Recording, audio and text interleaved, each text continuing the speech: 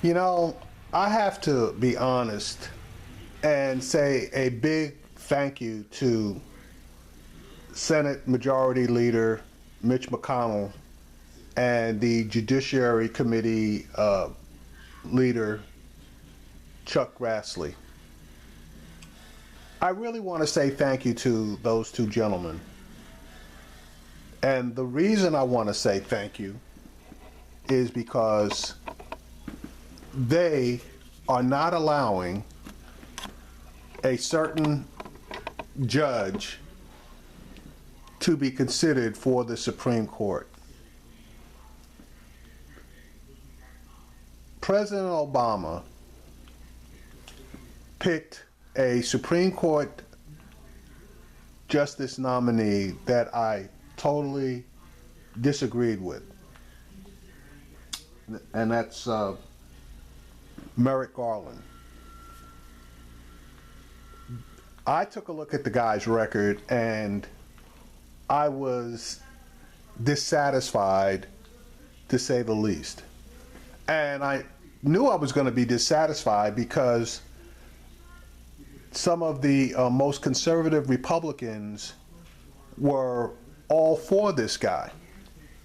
And their problem was there were so many people that just straight out hated Obama that he could have nominated Justice Alito to the bench and they would not have put him through.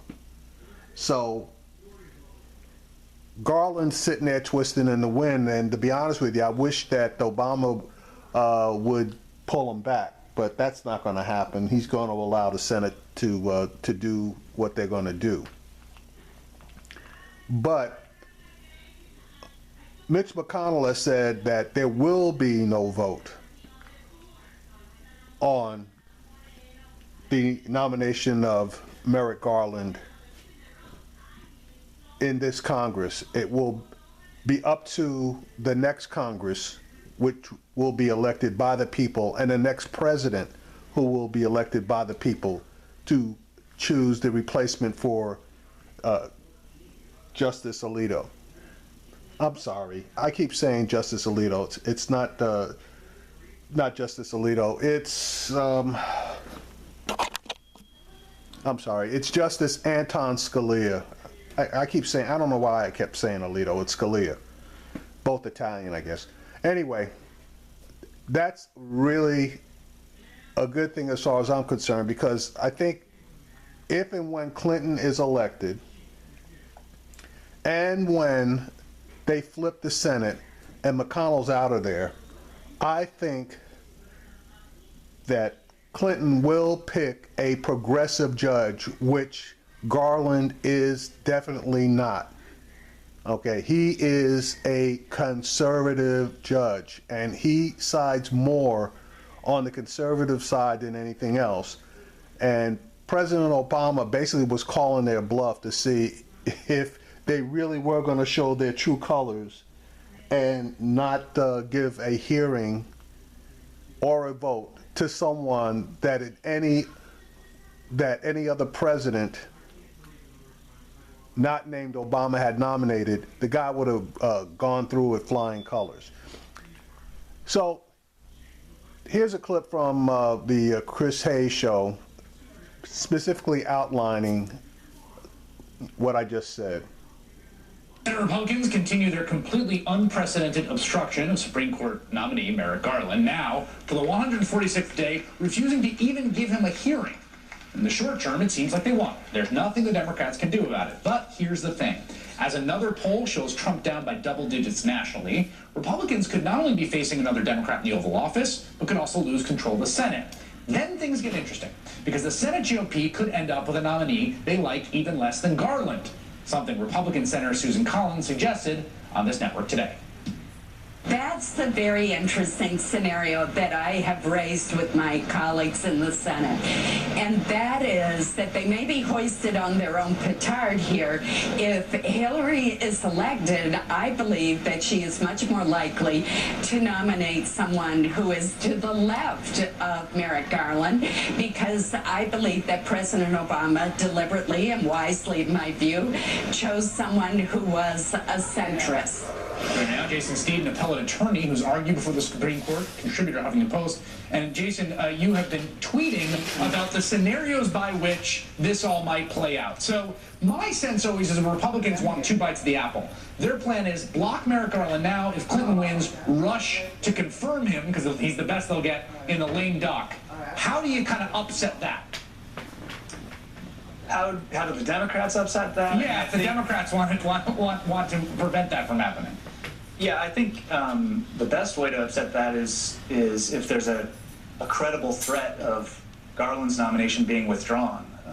So if the morning after the election we have President Clinton who's been elected and a Democratic Senate majority, and there's a real threat that they could withdraw, that President Obama could withdraw Garland's nomination, then I think the Republicans are under pressure to try to confirm him before the election. If that seems like that's a real scenario, right. So the key is that the White House or the Clinton campaign or Democrats have to be sending some sort of back channel message, publicly or privately, to Republicans on the Hill saying, look, you only get one bite of the apple. You don't confirm him, we're withdrawing him. Hillary Clinton's going to go find a 25-year-old to put on the court for the next 70 years. Right, a 25-year-old version of Pam Carlin or something like that. Right. So, I mean, I think the fact that Garland's name wasn't mentioned at the Democratic National Convention the entire week. That's a good point. Yeah, I mean, I think that President Obama's been pushing him a little bit, but not a lot lately, and certainly Tim Kaine left open the possibility that Hillary Clinton might not nominate him. He endorsed his nomination, but didn't really say 100% that she for sure would re-nominate him if she was elected. So, I mean, I think the door's open, and if the threat is real and it looks like they'll lose the Senate, really all President Obama has to say is, look, you guys wanted the voters to decide who was going to fill this seat. They've decided, so I'm going to let the new President Clinton fill the seat. They are hoisted by another petard there, because that has been the argument, which is we need to have the people weigh in, and if they weigh in, it makes no sense to carry over to the lame duck the previous president. I mean, you can't make both arguments simultaneously in good faith. Right, and Senator McConnell has said, no doubt about it. Right. They will not confirm President Obama's nominee. So they've really sort of open the door themselves to the possibility that he won't be the guy. This is going to be fascinating. We're gonna track this as we bear down the stretch here. Jason Steed, thank you. Coming up. All right, so all I want Mitch McConnell do is to honor his word, not give Garland a hearing or a vote. Clinton gets elected. She comes in. She picks a black woman, nominates a black woman to be the 9th Supreme Court Justice.